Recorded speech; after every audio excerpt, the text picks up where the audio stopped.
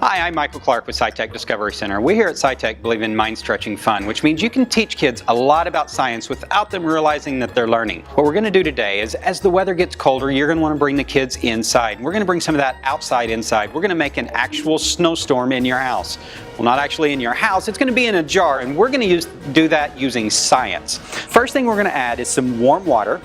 Now you're going to add a little bit of white paint, and all that's going to do is make the water look more like snow. So you can make it as white or as clear as you want. Next, you're going to take a simple mason jar, and the first thing you're going to pour in here is baby oil. And the exact measurements don't really matter. Fill your jar about 3/4 of the way up. Now, the science that you're learning about first is density, and the fact that baby oil is less dense than water, so when you add the colored water, it will automatically sink down to the bottom. And if you want to make it a little more sparkly, because kids love Frozen, we'll add some glitter.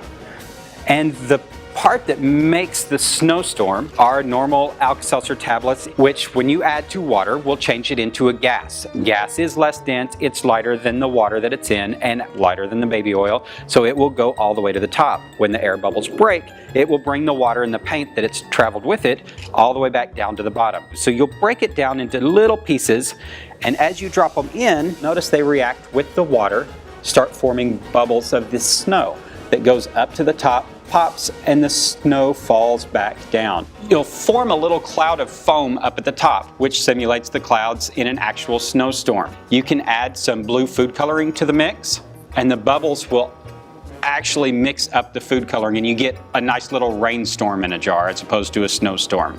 I hope you guys had fun making this. We hope to see you soon here at SciTech Discovery Center. You can learn all about us at mindstretchingfun.org.